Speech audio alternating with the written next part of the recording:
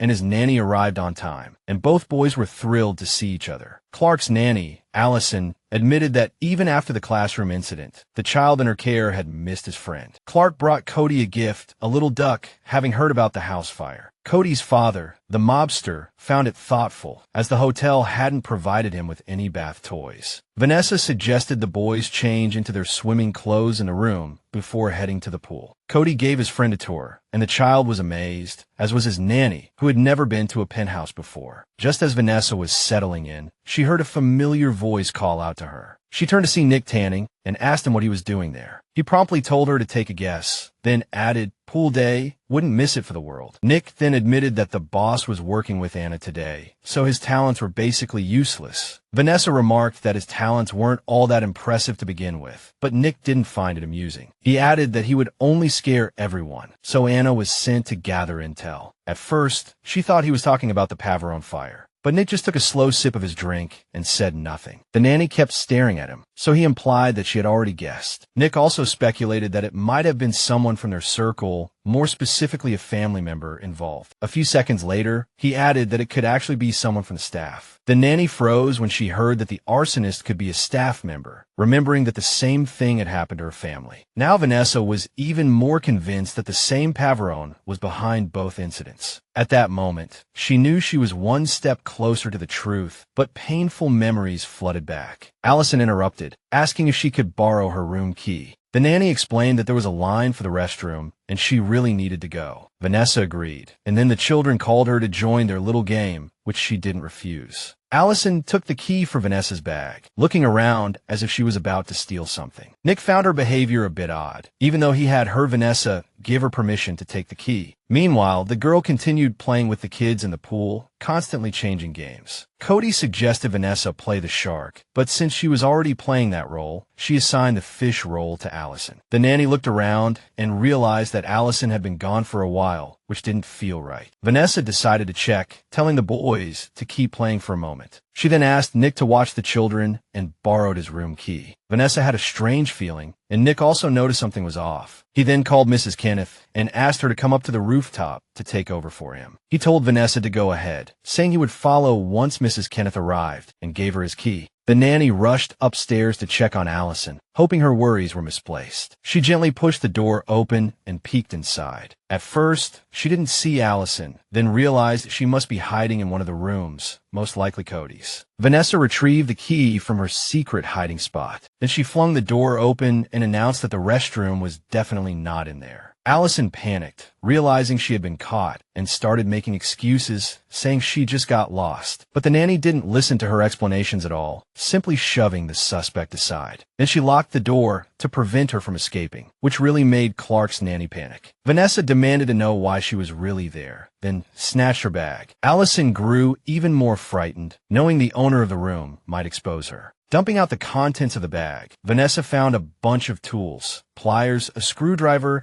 and a homemade listening device that hadn't been installed yet. The mobster nanny interrogated the suspect about how many listening devices she had already installed, but she wouldn't confess, so Vanessa started to carefully examine the room with a professional eye. She first noticed that the alarm clock was slightly out of place and that there was a blinking light on the smoke detector. It shouldn't be like this. While checking the walls, she discovered a fake electrical outlet, yet another listening device. Collecting all the devices, Vanessa couldn't believe someone could be so vile as to bug a child's room. Just then, there was a knock on the door, and Nick called out to her from outside. She hurried to open the door. After seeing the bugs, Nick decided to take her to Oscar's room before the culprit caused any more trouble. Allison swore she knew nothing about it, but Nick didn't believe her. He thought Clark's nanny might also be involved. The nanny immediately shrieked at them not to touch him, as if she shouldn't have let him out of her sight in the first place. When Nick let go of her, Allison continued to argue that the devices weren't hers, and she had no idea what was going on. Vanessa returned to the poolside, offering the children ice cream, acting as if nothing had happened in the room. The children were too excited about the treats to even ask where Allison had gone or where Vanessa had been. Mrs. Kenneth approached the nanny, asking if everything was under control, and the nanny assured her that Nick had taken care of it. Later, on their way back to their rooms, Clark asked Cody if he could come over again, and Cody said he wouldn't mind. Then they ran into Mr. Pavarone, who was glad his son had a pleasant day. Meanwhile, Nick told the nanny that Allison had confessed to everything, but she didn't know who they were or why they wanted her to plant the listening devices. When Vanessa asked who gave her the task, she learned it was Clark's mother. At that moment, the chauffeur approached Oscar, informing him of an important guest's arrival, and Cody's father realized it was his friend's mother. Clark didn't understand why his mother was there, but she was there to fix a problem. Mr. Pavarone immediately recognized her, finding it hard to believe she was Clark's mother. Vanessa immediately asked Nick who Mrs. Colette was, learning that she was the head of the French mafia. Oscar couldn't believe his son said Clark's parents were dentists, but Mrs. Colette explained that her husband indeed was a dentist. Nick whispered to the nanny that this explained how the mafia controlled the prescription drug market. Mr. Pavarone warmly welcomed Mrs. Colette, but there was still an unresolved issue between them. That issue was what she had done to the Pavarone family, and he brought the captured Allison before her. Oscar wasn't going to ask for an apology. His implication was clear that she had to repay him in another way. He also made it clear that if Mrs. Colette didn't settle the debt, he could do whatever he wanted with Allison. But Mrs. Colette scoffed, saying there were already plenty of nannies here, so she considered this one worthless. He could keep her if he wanted. As the frightened Allison silently pleaded with her master for mercy, Oscar snapped, "We're not haggling in a marketplace." Finally, Mrs. Colette admitted that Mr. Pavarone had caught her, but she had already realized it before his men destroyed her bugs. Mrs. Colette added that the Pavarone family had invited her son themselves, and she had simply seized the opportunity. Then she warned Oscar that this was her city, and if he forgot that, the fire would be the least of his problems. Afterward, Mrs. Colette grabbed her son's hand and dragged him home, leaving him barely any time to say goodbye to his friend. Alone with his son, Oscar asked him what he had learned. Cody admitted he didn't like Clark anymore. Mr. Pavarone was glad his son understood and told him to get change for dinner. Allison's issue was still unresolved, with Nick suggesting throwing her into the sea and Adam planning to check the room again for bugs. Then Oscar turned to Vanessa and said, "You were supposed to protect Cody, not expose him to other mobsters." Vanessa stammered that she had absolutely no idea who the boy's mother really was. She admitted she should have investigated his family background before inviting Clark over, but Mr. Pavarone laughed, saying he was just joking, which completely caught her off guard. He also said Vanessa's handling of Allison was brilliant, definitely not something his son's nanny could match. Thinking that was all, she requested to go prepare dinner, but Oscar was already on his way to the dining room. A few minutes later, a staff member greeted them at the restaurant, politely leading them to a table. Mr. Pavarone browsed the menu and quickly decided what to order. Vanessa and Cody opened their menus, the child picking up the one his father was looking at. The waiter handed him the children's menu, but Cody refused it. He wanted the fish steak. The waiter told him they only served adult portions, but Cody still insisted on ordering it. The nanny noticed that Cody had ordered the fish steak for the past 2 days, but hadn't eaten it, so she suggested pasta. Oscar cut in and ordered the fish steak and a side of roasted spiced potatoes. Vanessa added chicken cacciatore and pasta to the order, even though Cody didn't want pasta. The nanny explained that the pasta was for herself. Then the children started doodling on their napkins, and Vanessa realized that the day's turmoil hadn't affected him. She thought it was harmless to let the children play together, but she knew anyone in this city could be a threat. She also understood that trying to pull Cody out of his father's world might get him into even bigger trouble. Vanessa glanced at Oscar, noticing he was calm, but as usual, she couldn't read his mind. Mr. Pavarone brought up the fire, and Vanessa found it strange that he mentioned it here. Then he talked about Vanessa being rescued from a burning house, asking what happened. Vanessa knew which fire he meant, but thought her boss had long forgotten about it. But then she realized Oscar had been waiting for this moment, knowing she couldn't avoid the topic with the children present. Cody had no idea his nanny's house had also burned down, and suddenly he couldn't wait to hear the story. Vanessa began to narrate, saying she was a little older than him at the time, and when the accident happened, her house suddenly caught fire, and she was terrified and didn't know what to do. But Vanessa was lucky. She had a nanny who rescued her in time. Cody listened empathetically. After all, Vanessa had also saved him when their house caught fire. Then the child wanted to know if his nanny had lost everything. How could he forget the burnt duck? And Vanessa admitted she had lost more than just things. She lost everything, but then she added with a sweet smile that she never lost hope, just like Cody and his dad. She also assured the child that his new house would be ready soon. Cody immediately requested an art room in the new house, but his dad explained that the new house would be an exact replica of the old one. So the child thought since the library had burned down, they could use that room instead. Oscar still had some objections, but the nanny kept assuring the child that he did need those books too. Cody agreed to keep some art books in the corner, but he also wanted a pond for ducks in the backyard. Oscar promised to convey the child's request to the architect, while the nanny tried to figure out what else her boss wanted to ask her. He knew very well she couldn't lie to the child. The child was her weakness. But Mr. Pavarone remained silent, and the nanny realized once again that she couldn't count on him to tell the truth. After dinner, they all left the restaurant, and the waiters couldn't help but offer some more ostentatious compliments. Back in bed, Cody was still worried that Clark's gift might contain listening devices, but Vanessa had already carefully checked the duckling, so the child calmly placed the toy next to his pillow so he wouldn't feel lonely at night. Vanessa waited until the child, wrapped in a blanket, started dozing off to leave, but Cody asked, "Is Clark really my friend? Or should I not be friends with someone like him?" This question caught the nanny a little off guard, but she still explained that it was entirely up to the two of them. Even if their parents didn't get along, it shouldn't affect their friendship, she said. But Cody thought family should always come first. Vanessa agreed that family should come first, but that didn't mean there couldn't be other things in life. Cody finally fell asleep, and as Vanessa left his room, she realized the situation wasn't as bad as she thought. She walked towards the kitchen, where Mr. Pavarone was mixing a drink, the ice clinking in the glass. Vanessa wasn't there for nothing. She had something important to discuss. Oscar thought she was referring to the dinner conversation, but Vanessa was thinking about his son. He looked at Vanessa, and she remembered the goal he mentioned that night in the garden. She was still curious about the specific goal Mr. Pavarone had set for his son. She wasn't going to guess. She wanted to hear the truth about Cody's plan from this man. Oscar had many plans, but when it came to his son, he called a dream. He looked thoughtfully at Vanessa and honestly said it was more like a hope. Putting down his glass, he confided his dream to Vanessa, just to her. Mr. Pavarone hoped his son would be free, but Vanessa was confused. He leaned in and whispered, "I don't want him to live my life or be my son." Oscar wanted Cody to live a real life and make his own choices when he grew up. Vanessa quickly understood. He meant choices like the ones he had made. But Oscar shook his head and said, "If I let him choose now, he'd follow me to the grave." He wanted his son to be both close and safe, distant yet free. Vanessa understood.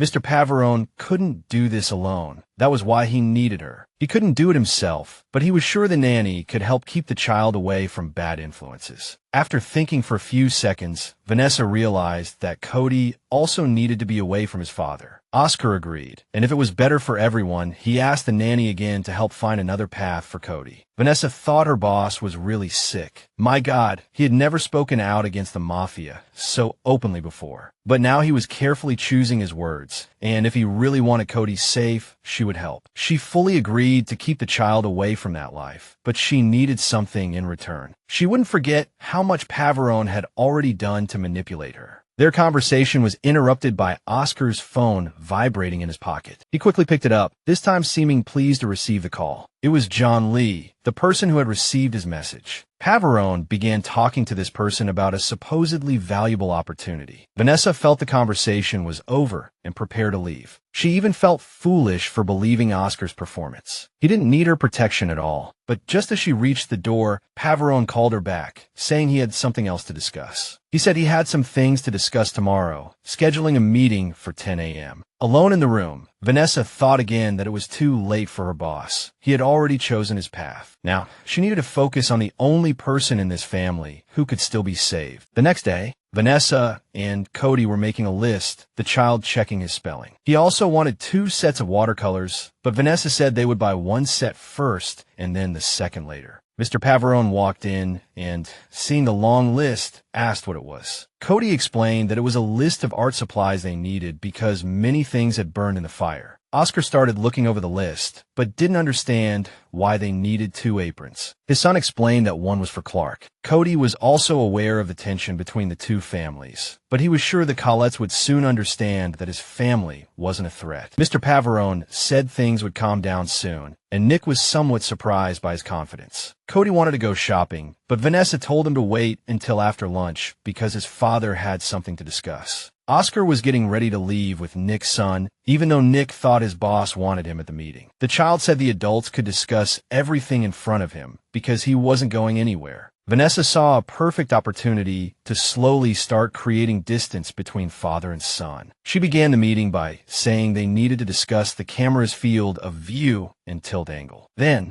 she explained how to set the correct angle and calculate it with mathematical formulas. The child, utterly bored, quietly pleaded with Nick to take him away before the nanny started drawing diagrams. When Oscar was alone with Vanessa and Anna, they continued their previous conversation. The boss noted how cleverly the nanny had gotten Cody out of the way. She said thank you, but immediately asked what Mr. Pavarone really wanted to discuss with her. Oscar admitted they weren't going to discuss surveillance, but something else entirely. Anna immediately guessed he was referring to something related to their operation. Mr. Pavarone revealed his plan to go after Mrs. Collette, even though someone had just abruptly warned him not to. Oscar didn't like being given orders. Vanessa was a little disappointed. She thought it was about protecting Cody. But since the cult nanny had installed listening devices in his room, Oscar considered it related to his son. They had angered Mr. Pavarone, and the consequences would soon be apparent. Anna asked him what he planned to do. Oscar didn't hide his intentions for revenge, but he wasn't planning to start an open war. Then he told the girls he had contacted someone, John Lee, nicknamed Rabbit. The boss had made him a very good offer, better than the designer bag business the French were offering. Anna thought this implied Mr. Pavarone wanted to somehow undermine the French and Chinese contract. But Oscar explained that he was going to offer genuine, high-quality Italian originals. Vanessa immediately thought of the French mafia selling factory parts and the triads shipping them to China for counterfeit production. She quickly realized the boss would have to sell at a loss to compete with the French. He agreed, but if they held out long enough, they would make a profit through triad connections in Chicago. Anna, who had been listening intently, nodded, saying it would definitely anger the French, but she worried it might not work. If it didn't succeed, Mr. Pavarone planned to hit their weak spot. This was their second angle of attack, and the reason he had called Vanessa to the meeting. Vanessa understood what he meant and outright refused to hack into the French mafia systems for him. But Oscar just wanted to ask her something. He knew she was proficient in these things. He explained that he wanted to know if the local mafia was using cryptocurrency for money laundering. But cryptocurrency exchanges were becoming increasingly regulated, meaning a higher risk of getting caught. Another option was popular online games where you could buy in-game items with real money. These items could boost your score or points, depending on the game. Then you could cash out directly or transfer to an online wallet. Both methods were legal. Anna pointed out that Mrs. Collette was very traditional, and she surely had some businesses. Pavarone countered that she didn't have enough businesses to launder that much money. Then Vanessa guessed it might be casinos. A lot of people use that method, but Anna made it clear that Mrs. Collette was firmly against it. Mrs. Collette considered it something only commoners did, so the nanny suggested art galleries as an alternative. Anna let out a scream like she'd won the lottery, remembering that Collette owned the House of Light, and even Mr. Pavarone had taken an interest in this old-school money laundering method. Vanessa suggested they try it, but replace the old paintings with something new, like an NFT auction. She'd helped her boss out of a tight spot, so he let her leave. The nanny then went to tidy Cody's room. On the way, she started having doubts. Was helping to undermine Mrs. Collette really the right choice? The nanny wasn't sure if being involved in his father's schemes was setting a good example for Cody. But when she decided to stay, she knew she'd made a long-term commitment to keep Cody safe and help Oscar navigate all the threats. The biggest question now was whether Mrs. Collette truly posed a threat to the boy. Lost in thought, she didn't even notice Anna quietly approaching from behind, wanting to say something. Anna explained that she'd been recovering personal data lost in the fire and realized she didn't have Vanessa's last name. She wanted to include it with the other data, but the nanny didn't understand why, as no other staff member had ever asked for it before. Anna just gave a sly smile, implying that withholding her last name might raise suspicions. Vanessa didn't think it was much of a secret, though she didn't know Nick or Adam's last names either. The girl fell silent again, and Anna leaned in even closer, as if trying to hear the surname. Then the nanny said Smith, and Anna thanked her and left. Vanessa realized what Anna was up to, but she knew Anna wouldn't get anything from that fake last name. That evening, Mr. Pavarone took his son and the nanny to the art room. The boy couldn't help but show off all the things he'd bought, saying he always got everything he needed. But suddenly, Cody froze, his eyes fixed on the doorway as if he'd seen a ghost. The nanny, who had just bumped into him, tried to figure out what had frightened him. It turned out Cody had left his sketchbook in his room, and he absolutely had to get it back tonight. Vanessa didn't understand the fuss, but she offered to fetch it for him. Mr. Pavarone found it amusing and praised the nanny's quick thinking, but she wasn't laughing. Oscar noticed the hurt look on her face and tried to apologize, but she had already turned away. By the time she reached the elevator, Vanessa was already berating herself for acting so awkwardly, like a child caught stealing cookies. When she reached Cody's room, she started rummaging through the pile of things he'd left behind, searching for the sketchbook. Suddenly, she heard a rustling sound behind the door, as if someone had slipped in after her. She pushed the door open a crack and peeked to see what was going on. Nick and Anna were talking about how they'd successfully busted a money laundering operation, and the bad guys couldn't touch the money now. Anna still thought it was risky and that it could cause trouble for their boss. But Nick corrected her, saying not Mr. Pavarone, but us. He didn't understand why his partner was so calm. He then added that he thought Oscar was playing a dangerous game. When Anna asked what he meant,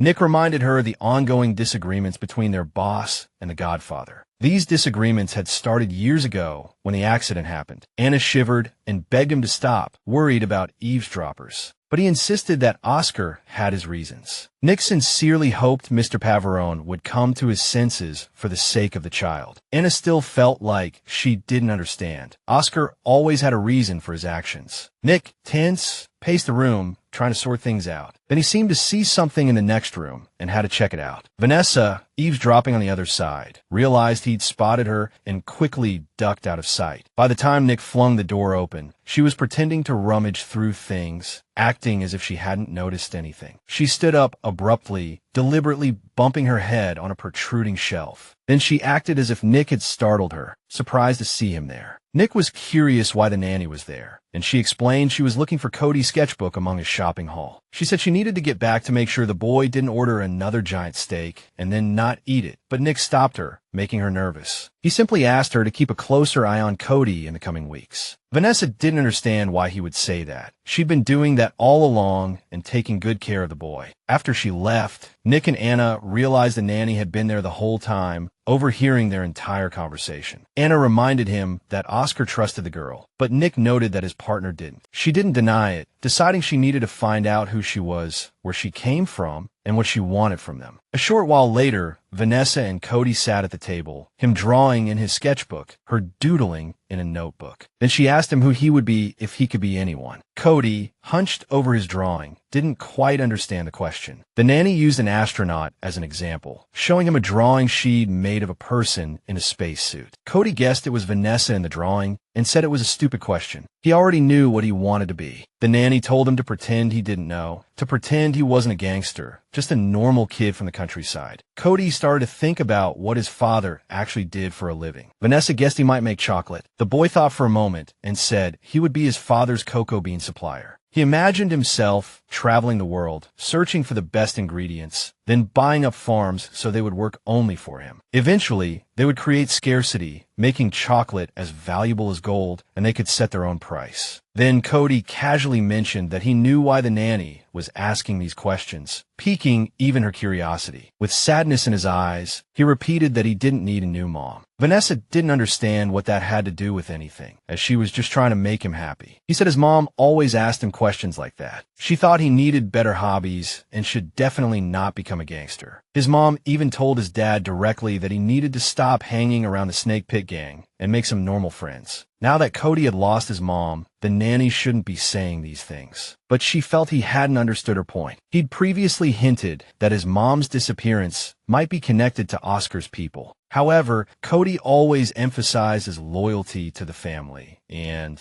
the nanny was starting to think it might be out of fear that maybe deep down he really thought it was all his fault. Vanessa told him directly that it wasn't his fault and that he needed to stop blaming himself. Cody felt it wasn't that simple and returned to his drawing, pressing hard with his pencil. But Vanessa continued, saying these things shouldn't affect his dreams. Cody started to get angry, repeating again that his dad would become the godfather and he would be his right-hand man, making sure every family member was safe. The boy grabbed his sketchbook, told the nanny to move, and stormed back to his room. Alone, Vanessa realized that Cody's mom had also been against all of this, not wanting him to grow up this way. But then she disappeared, and that might be why Oscar hired Nanny. Meanwhile, Mr. Pavarone was busy on his laptop. Anna stormed into the room, slamming 2 folders down on his desk, and asked her boss directly how much he really knew about the nanny. He calmly replied that everything was in those files, but she hadn't found anything useful. Anna brought up again that their men were connected to the fire, implying the nanny was responsible. But Oscar was sure it wasn't her. He had just seen her before the fire started. Anna pointed out they had a heated argument. Then he left her upstairs, and that's where the fire started. Then the girl miraculously became his son's savior, earning his absolute trust. Anna also thought Vanessa might be a spy, a planted nanny. He found her too quickly. Mr. Pavarone, growing impatient, told Anna to shut up, calm down, and sit down. He explained that things weren't like that at all. He had personally chosen the nanny for his son, and he had chosen her before she even applied to the elite nanny academy. After graduation, the academy showcased the best students and their diplomas, highlighting their most successful disciplines. To be absolutely sure, Mr. Pavarone double-checked her qualifications through the database, but Anna still had doubts. Everything between Vanessa becoming an orphan and entering and graduating from the academy was unknown. The girl had no passport, no driver's license, no social media presence. They couldn't even find any next of kin. But Oscar knew all this, and that's precisely why he chose her. He explained that Vanessa having no family meant no one would ask questions if she disappeared. Anna immediately understood Mr. Pavarone was implying Vanessa might die. But he corrected her, saying he meant disappear, not die. Anna thought it was a cold calculation. After all, their family life wasn't easy. Oscar added that he wanted a candidate who had already experienced hardship in life, and more importantly, a candidate who would fully understand what his son had been through. Anna still advised her boss not to let his guard down. He still thought Vanessa might have a few tricks up her sleeve. The girl had no doubts about it. She was convinced the nanny working there was actually an alien. Pavarone just looked at her suspiciously, not surprised by her outburst. Anna, feeling the conversation was over, stormed off. She was still furious. Nick was already waiting at the door, eager to know the outcome of the meeting. He couldn't resist teasing her, but she didn't back down. As they entered the elevator, Anna told Nick that Vanessa's story sounded fishy and didn't quite add up, but she couldn't put her finger on why. Nick suggested she talk to Simon the sorcerer, but she disagreed, thinking the guy was a freak. But Nick insisted that despite Simon's obsession with bizarre outfits, he was the only one who could dig up information on the nanny. Then Nick guessed she just didn't want to alert headquarters, in case she was wrong, and she was worried that if a cyber detective was brought in, the nanny might be proven innocent. Nick asked her again if she was sure about her suspicions, but she was already dialing. Anna had just put the phone to her ear when she noticed they were no longer alone in the hallway. Vanessa was back with Cody, who stormed off to his room. Shortly after, Mr. Pavarone and Adam set off on their secret mission. Oscar told the driver to act like a tourist, and Adam immediately bought a Panama hat and sunglasses on the way. He thought the disguise was perfect for the task, and after getting dressed in front of his boss, Mr. Pavarone mysteriously said the chameleon was outside and told the driver to get ready. A minute later, a Chinese man in oversized slippers and glasses came out and greeted them warmly. Trinity Candle Shop had a special on purification and healing promotions today, but he quickly realized the customers were there to pick up an online order. The Chinese man led Oscar to the back room and asked him to confirm the order. Oscar replied that it was locally made candles, and he was sure they had what the client needed, but warned it might be expensive. But Mr. Pavarone interrupted, saying they could pay out of pocket if necessary. At that moment, another girl walked up to the counter and asked if the candles they mentioned were paraffin-based. The Chinese man assured her they were soy-based, eco-friendly, and vegan. She was just worried about the lead content she'd read about in all candles, as she was allergic to lead. The Chinese man suggested scented oils instead.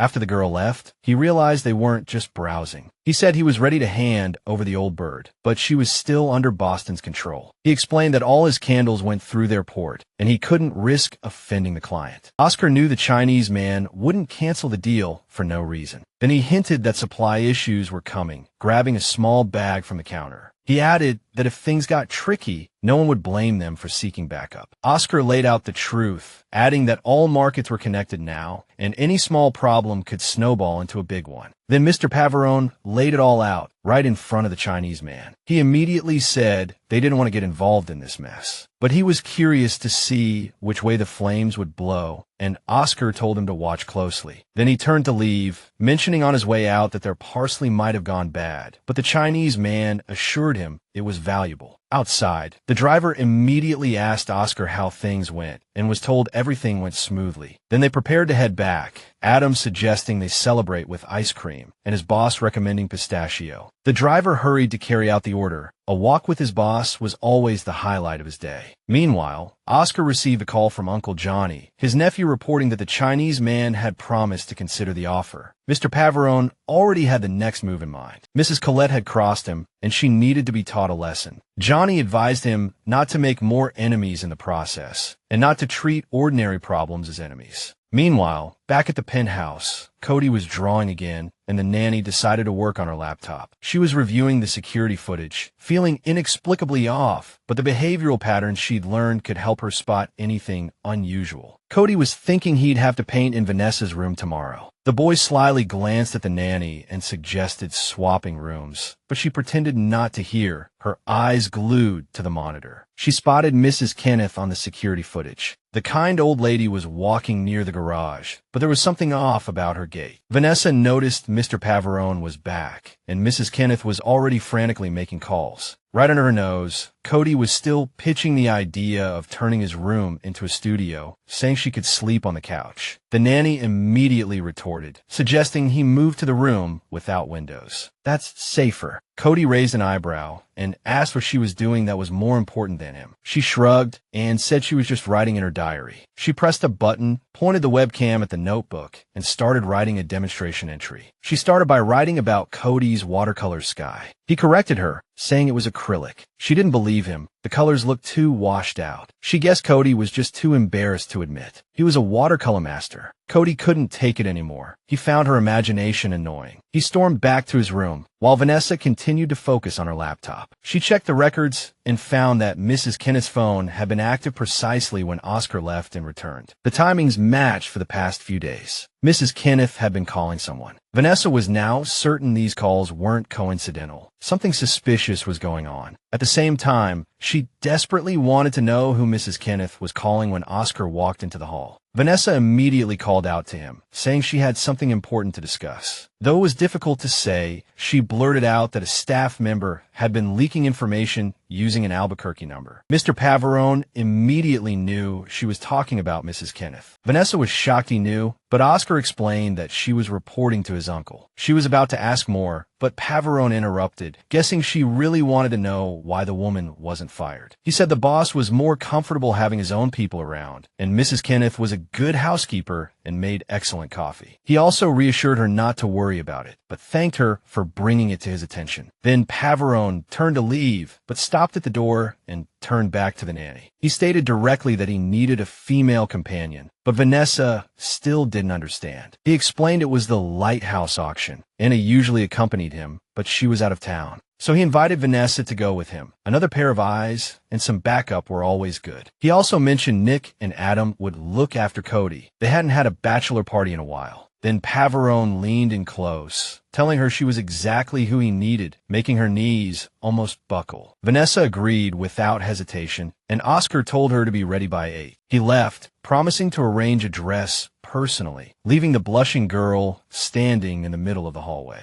Soon, Vanessa was preparing for a mafia auction, still unable to believe how normal it all felt. She knew the crowd would be a mix of eccentric individuals, each with their own quirks, but the nanny saw it as a good opportunity to gather intel, to get to know the people pulling the strings in Chicago. Protecting Cody was one thing. Everyone being potentially in danger was another. Therefore, Vanessa decided to be fully prepared, complete with elaborate makeup and a stunning dress. An expensive necklace had been provided for her, but she found it too flashy. Instead, she put on her own emerald pendant, which perfectly complemented her features. Vanessa decided to return the necklace. She wasn't going to wear it anyway. She went to Oscar's room, called out a few times, but got no answer, so she just went in. Oscar wasn't there. She guessed he was in the shower, so she left the jewelry box. She looked around the room, searching for a better place to keep the jewelry. That's when the nanny spotted a metal safe inside the wall closet, clearly not hotel property. Upon inspection, she realized it was brand new and probably contained something Oscar didn't want her to see. Vanessa remembered the small box Anna had taken from the mansion after the fire. After examining it, she decided to try and crack the code, but hadn't made any progress yet. The next second, she heard her boss's voice behind her and immediately started thinking of an excuse. Oscar was curious what the nanny was doing in his room, and she was about to confess. Vanessa quickly explained that the necklace wasn't hers, so she wanted to put it in the safe. The boss took the box, complimenting her appearance, but she just wanted to make a good impression. Mr. Pavarone didn't suspect a thing. He had his reasons for inviting her along. He then placed the box on a shelf, explaining it wasn't valuable enough to be locked in the safe. Afterward, the girl apologized for the intrusion and decided to give the boss some privacy to change. Alone, Mr. Pavarone briefly wondered if his nanny had actually been trying to crack the safe. Meanwhile, Vanessa decided to check on Cody and immediately noticed the mess left behind by the bachelor party. The three of them were sitting on the sofa, engrossed in a video game, just as the nanny had imagined. Soon after, Oscar also came to the room and told his son to listen to Adam and Nick as he and Vanessa were going out. Cody suddenly called out to them. They stopped to listen carefully to what the child had to say, but he just looked at them seriously and told them not to stay out too late. The nanny was glad Cody could express his feelings and assured him that she would bring his dad home safely. Oscar quickly reminded Vanessa to stick to his plan, as their mission was only to slightly disrupt Mrs. Corte. He told her to stay close to him no matter what and not to make any decisions on her own. She nodded and retorted, "I'm the one keeping you safe, so we'll be fine." Meanwhile, Anna arrived at the building in Albuquerque. She had an urgent lead to follow up on. She met with Simon, who was supposed to have found out everything about the nanny, Vanessa. But the man had come up empty. Vanessa's digital footprint was like a ghost. He hadn't found anything, which was strange because Simon could usually track down leads, even if someone tried to cover their tracks. Even facial recognition software had come up with nothing, as if she had erased her past and become a brand new person. And the article about her parents, the accountants who died in the fire, was written by a journalist who didn't even exist. Anna speculated that Vanessa's parents might not be dead at all, but that someone had completely erased every trace of her past. Simon thought if it was Vanessa who tried to hack into their servers, she might have done it herself. He then revealed to Anna that her superiors found something suspicious about Oscar's plan, which was why they sent her to investigate. Simon was surprised Anna hadn't heard about the hacking incident, but she barely registered it. She was only concerned about Vanessa. Meanwhile, guests were arriving at the lighthouse, and everything was ready for the event. Oscar asked Vanessa if she liked the place, and she noted that the building itself was quite charming. The paintings seemed very symmetrical to her, while to Oscar, they reminded him of mathematics. Then she noticed one of the paintings was worth 3 million euros, and she thought no one would spend that much money on something like that. Vanessa also noticed that everyone here was a criminal pretending to understand art. She watched a couple approach the painting, watching them admire it in a ridiculously affected manner. Some people looked so clueless that Vanessa started to wonder if these people really were all seasoned criminals. She saw the whole scene as a poor imitation of high society, where important deals were usually made. Soon after, Vanessa spotted the Ivanov family among the guests, led by Mrs. Ivanov. A little further inside, she saw that the triads had also come to the event. Mrs. Corte was also present, clearly there to show off her most glamorous attire. Just as Oscar and the nanny were sizing up the guests, a familiar voice suddenly called out from behind them. When they turned around, they saw it was Kyle. He said it was a coincidence, but Mr. Pavarone, knowing his cousin well, saw right through his lie and asked him what he was doing there. Kyle didn't bother hiding his reason for being there. He said he was there for the same reason as Oscar. But Oscar didn't believe him, thinking Uncle Johnny had sent Kyle to keep an eye on him. But Kyle said he wasn't there for that. He told Oscar that his plans weren't as secret as he thought they were. Oscar didn't know which plans he was referring to, telling Kyle to think carefully before answering. Kyle said he was referring to the Triad's operation. Vanessa, sensing the tension between them, knew this wouldn't stay hidden for long. Just then, Vanessa heard footsteps and turned to see Mrs. Ivanoff walking towards them. The nanny pretended not to notice, then warned her boss under her breath, "She's coming." Oscar smiled at the old woman and said she looked beautiful, but she immediately retorted, "Don't give me that, old man." She reminded Oscar that he was long past his mourning period and that he should tell her about the Pavarone business. The nanny began to understand what Mrs. Ivanoff was insinuating. The old woman said she had 2 granddaughters with bigger chests who swore they would take better care of Cody. Ivanoff told Oscar to think about it, then added, "I'll arrange for the priest for the engagement." She turned and walked away with her 2 bodyguards. Kyle noted that she was avoiding everyone here today, adding that the Russians were good at money laundering. Oscar said, as if we didn't know, they would funnel money that was supposed to be used legitimately into their criminal underworld empires. It was high-level corruption, and Vanessa hadn't expected to actually witness something like this. Just then, Oscar brought up their previous conversation, but the nanny suddenly saw someone else approaching from behind. Sam turned came over to tell Mr. Pavarone that Alice wanted to talk to him. Kyle decided to go at Oscar, saying he'd keep his lady company until Oscar got back. Oscar didn't argue, just said he'd be right back and told Vanessa not to go anywhere. Kyle realized he'd been treating the nanny like a stray dog, and she retorted that it was none of his business. He persisted, saying she was wasting her time with her little brother when he could offer her more opportunities. Vanessa spotted someone and asked Kyle who it was. He didn't register at first, then saw the newcomer himself. He wasn't surprised the nanny didn't recognize him. Mexicans were a growing presence, but hadn't yet established themselves in Chicago. Rumor had it this man was ruthless, targeting markets the established families ignored. The man they were watching locked eyes with them, his gaze sharp and warning. Kyle noticed Vanessa had caught the man's attention, and he was walking towards them. The man abruptly turned and left, leaving Vanessa wondering why he'd suddenly bolted. The newcomer approached, introducing himself as Briscoe and correctly identifying her as Pavarone's second-in-command. Vanessa confirmed this. Oscar knew the moment he saw him that he was there to put pressure on Mrs. Corte. Briscoe sneered that he'd love to see her lose her temper. The French hated newcomers, and he never backed down. That's why he'd sought out the nanny. Everyone in the room wanted to know who she really worked for. Vanessa stated she worked for Mr. Pavarone, but Briscoe pressed, wanting to know whose orders she truly followed. He'd observed she wasn't just Oscar's pretty companion. She'd been monitoring the security cameras and the guards' movements. Then he pointed at Pavarone, saying she hadn't taken her eyes off him. Briscoe figured she must be highly trained, but he didn't recognize the style of any security firm. At that moment, Oscar walked over, clapped him on the shoulder, and said she was one of a kind. Briscoe nodded. Every move Vanessa made exuded confidence, as if she were born for this. He then turned to the nanny and said that kind of presence couldn't be faked. Then he asked Pavarone, "Is she a new wife?" He got his answer. She was the nanny. Briscoe turned as Mrs. Corte strode over, already fuming at Oscar. "What are you doing here?" she demanded. Pavarone shrugged. "Supporting the arts. That's what I'm doing here." Corte cut him off. "Don't play coy with me," she snarled. "You think you can disrupt our operation?" Oscar held up his hands. "No intention of that. Chicago's a big city. We can coexist," he stated bluntly. "Cody Mrs. Clark. Corte's side. My son does keep mentioning him," she admitted. Pavarone leaned closer. "Children are our future. For their sake, we'd best remain amicable." Corte crossed her arms. "Friends wait for invitations." Oscar smiled. "Next time I'll be patient," he promised. After she left, Briscoe admitted he'd hoped for a different outcome, and Oscar explained he wouldn't give her the satisfaction. The newcomer assured him he could handle the dirty work himself, having kept his eyes fixed on her until she disappeared from view. He then turned to Vanessa, bidding her farewell in Spanish, his eyes hinting they'd meet again soon. Then Oscar suggested they get some fresh air, asking where Kyle had gone. He also commented that she'd handled herself well, and the nanny admitted the event did have some strong personalities. Meanwhile, the girl reflected that the opulent setting and its occupants reminded her of her childhood,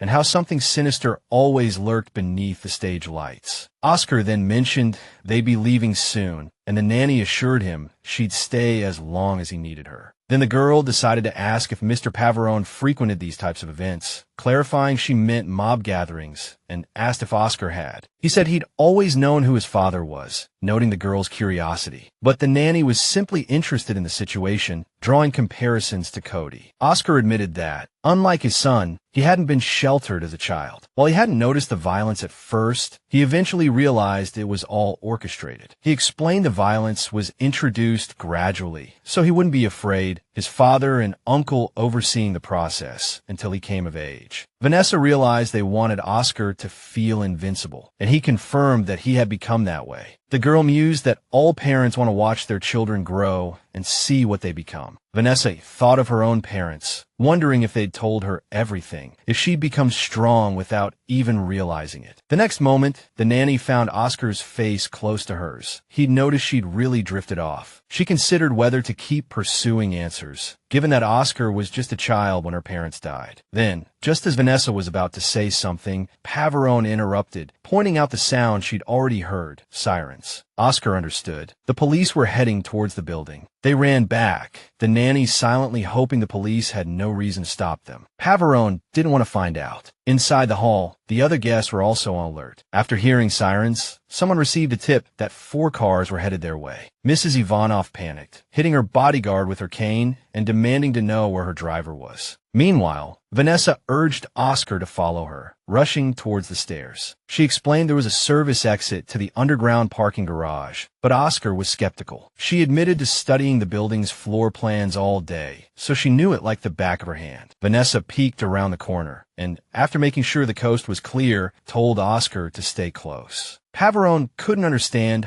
why this had to happen on the one night he left Adam at home. The nanny suggested they keep moving. They heard Mrs. Corte yelling behind them, ordering Oscar to stop. She then accused him of going too far, but Pavarone retorted that he wasn't responsible. Corte said he was the only uninvited guest and the first to notice the police. Oscar claimed he only heard sirens. The woman refused to believe him, insisting he orchestrated the whole thing. Vanessa said they could discuss it later. They needed to move. The French woman couldn't believe the nanny dared to give her orders, but the nanny just kept saying they had to escape as she instructed. Just then, a police car turned the corner. The officers inside seemed to have spotted something, and the whole group scattered. Mrs. Corte yelled at her men to run. She shouted to Oscar to tell his uncle that the Pavarone's good times in Chicago were over. Vanessa glanced at her boss and told him it wasn't the time to listen to that woman. She pointed ahead and said cutting through the nearby alley was a shortcut, urging him to run. Oscar agreed, saying they could slow down and catch their breath soon. They could grab a cab a few blocks away once they lost their pursuers. Vanessa kept checking every corner, making sure it was safe before moving on. Mr. Pavarone glanced at her light summer dress and murmured that she must be cold. She waved it off, saying it was fine. Getting out of there was the priority. But her boss insisted, offering his coat to warm her up. The nanny started to refuse again, but Mr. Pavarone interrupted, saying, "You're too conspicuous in that dress." Vanessa put on his coat, adding that it was the one Oscar had picked out himself. He admitted he never thought the night would end like this, which was why he made that choice. The girl thought Mrs. Corte was convinced Mr. Pavarone had called the police. Oscar himself admitted he crashed the party to cause trouble, but the nanny still didn't believe he called the cops. Vanessa suspected it was a setup by the union boss, which would tarnish the Pavarone family name. If that were the case, no one in the city would want to work with him, let alone risk Cody's safety, so he wouldn't take that chance. Meanwhile, Anna was on the bus, lost in thought. Her partner, Nick, called to ask if she was back yet, and she admitted she wasn't. She said she was on her way to Verona for something, and then realized Nick and Oscar needed her. Anna immediately asked Nick what was wrong. He told her to say hello to the old lady and warned her not to let the woman know he called her that. Anna promised not to tease him about it. After hanging up, Anna muttered that someone was going to get it today. When Anna arrived at Oscar's mother's address, she knocked, hoping the person she was looking for was home. The maid opened the door, and Anna requested to see the lady as a friend of her son. Soon, Anna heard the hostess say the visit was a pleasant surprise, so she immediately apologized for the unexpected visit. The hostess assured her it was fine, just assuming her stepson had sent another idiot to bother her. Anna figured he wouldn't dare, especially after what happened last time. Then the hostess asked about her son. The guest assured her he was fine and admitted she wasn't there on his orders. She pulled out a photo of Vanessa, explaining she was looking for the woman who disappeared 8 years ago. The girl in the photo was about 12 or 13 at the time, and Anna suspected she might be connected to their circle. The girl looked vaguely familiar, but Anna couldn't quite place her. However, the hostess knew all the families back then. The guest noticed the hostess studying the photo intently, assuming she recognized Vanessa, but Mrs. Pavarone looked away, saying she couldn't say anything. Anna insisted it was important to know who the woman in the photo was, but the hostess made it clear that her son's business no longer swayed her. The guest continued to insist it wasn't Oscar's order. She had her own reasons for finding out. Just then, her phone vibrated. Anna excused herself to step outside for a moment, saying it was work-related. The caller ID showed Nick's number, and she quickly told him it wasn't a good time to talk. But when Oscar's voice came through, Anna knew something big was up because he said he needed her in Chicago immediately. Anna said she could leave in an hour or two, but her boss had other ideas. It was either now or never. He explained that the French mafia had declared war, and Anna suddenly realized that the situation was much more serious than she had imagined. But she could hardly believe things had escalated so quickly. She'd only been gone for 2 days. She didn't argue, just vowed to get there as soon as possible. Looking at Vanessa's picture, Anna said everything else could wait and started to get ready to leave. At a small cafe in Chicago, Oscar had arranged the meeting. She immediately asked what had happened, and Nick revealed that Mrs. Corte had destroyed all their strongholds and also revealed that she had a massive team. Vanessa chimed in, saying facial recognition confirmed it was her team, so Mrs. Corte had just blatantly violated the peace treaty. The girl had absolutely no idea what kind of trouble they were in, finding Mr. Pavarone lost in thought. Cody was panicking, and the nanny reassured him that it was just a misunderstanding and the adults would sort it out soon. She confirmed with her boss that if there was nothing else, she would take the child to the park, and Oscar agreed to meet them back at the house.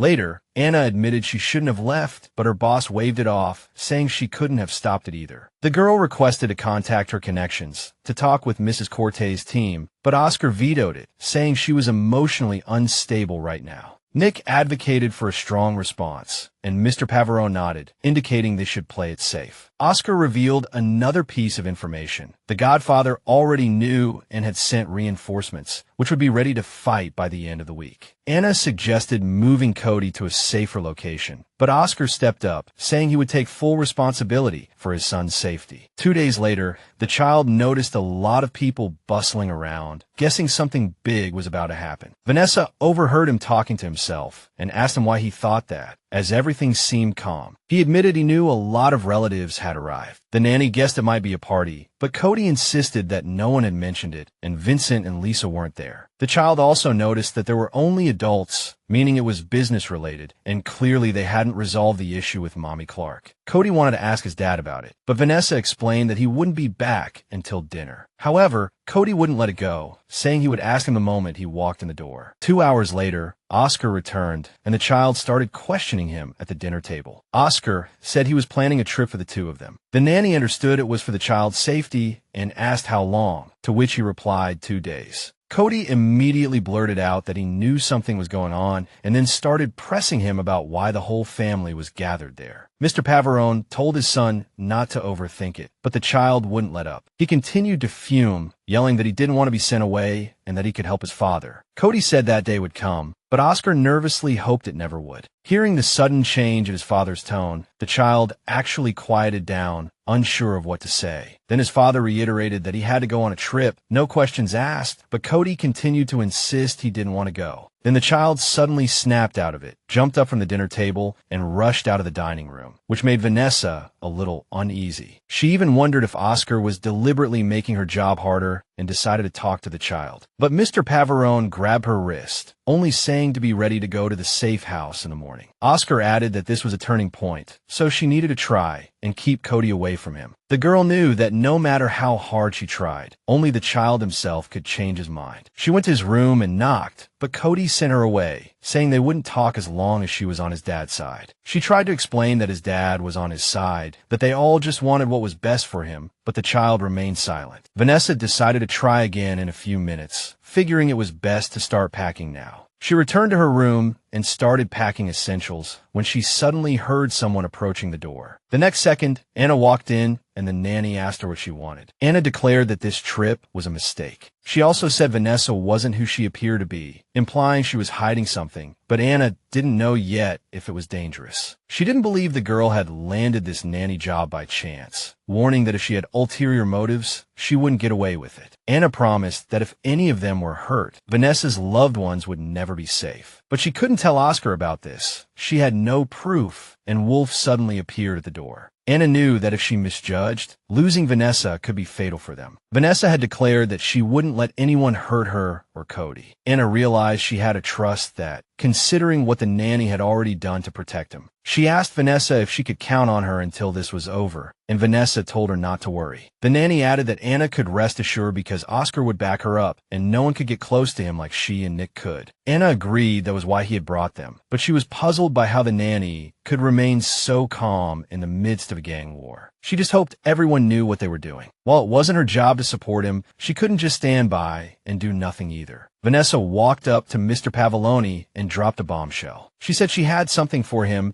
and offered him access to the hotel security system so he could monitor when his enemies showed up. Mr. Pavoloni asked the nanny if she had spoken to Cody yet, and she admitted the boy wasn't ready to talk to her. Oscar insisted the boy would calm down, but the nanny countered that, as his father, he needed to talk to his son. He said he couldn't. There were things he couldn't explain to a child. So, the nanny decided to try herself. She promised to protect him no matter what and said they would be back in 2 days once Oscar said it was safe. Vanessa suddenly asked what if he didn't call them, implying he might meet with misfortune. The nanny wanted to know where to take Cody if things went south, if there were any family members or trusted contacts. Mr. Pavoloni sighed and said there was no one, admitting he was only thinking about it now. If Oscar didn't contact them in 2 days, they both had to disappear far away. Vanessa thought the boy should go with her, but tried to explain she couldn't just take him. Oscar reminded her he had prepaid a whole year's salary. It's your job, do it. Then he added that Cody needed to stay with her until the contract ended, after which she could decide what to do with him. Vanessa was even a little scared. She saw Mr. Pavoloni getting emotional, and now he didn't even know what he was asking. She tried to offer him a few options, but Oscar begged her not to make him plead. At that moment, Mr. Pavoloni had that look in his eyes that Vanessa couldn't refuse. But she still insisted she didn't agree with this. Then she clarified that he couldn't just abandon Cody, and besides, if he was going to fight, he had to see it through to the end. She and the boy would wait until it was all over. After a moment of silence, Oscar admitted he understood, but still didn't let go of her hand. Then he suddenly brought her hand to his face and kissed it, which left her surprised and flustered, unable to speak. Mr. Pavoloni promised they would see each other again. Late at night, when everyone was asleep, Cody's door was gently pushed open just enough to block the light, and someone slipped inside, tiptoeing to avoid waking the child. The next second, the shadow of an adult loomed over the sleeping child, holding a cloth. Then Cody felt a hand cover his mouth, silencing him before he could scream. Still half asleep, he didn't realize it was his nanny who was shushing him. When Vanessa released her hand, he whispered, asking what was happening, thinking there was another fire. The girls simply said they needed to leave, telling the boy to pack his things quickly. Cody pointed out it was the middle of the night, and the nanny confirmed that was precisely why she could sneak him out without anyone following them. Then the boy reminded her he had already said he wasn't going anywhere, so why should he pack? The nanny explained that his father had triggered an attack on the hotel, there would be a shootout, and he could get caught in the crossfire. She added that no matter what his father said, she wouldn't let him stay, mentioning that he didn't know the first thing about her. The nanny said she would take full responsibility for his safety, even as the boy argued that she couldn't just grab him and run. Vanessa snapped that if he didn't shut up, she'd knock him out until they reached safety and then let him choose. After a pause, the boy mumbled, "You're as scary as my dad." She didn't argue, simply saying, "Because I'm your nanny," and then ordered him to hurry up and pack. Outside the room, Vanessa pushed him forward, saying the stairs were the safest option. As they passed through the hallway, she shivered. Mr. Pavoloni was standing silently in his doorway like a ghost. Neither of them looked back. The nanny kept walking, almost to the exit. Later, Oscar joined the group, saying he had contacted the other mafia families and they would stay out of it. Nick warned they couldn't risk outsiders getting involved, while Adam ordered everyone to film the chaos. On the surveillance footage, they saw a suspicious man in a coat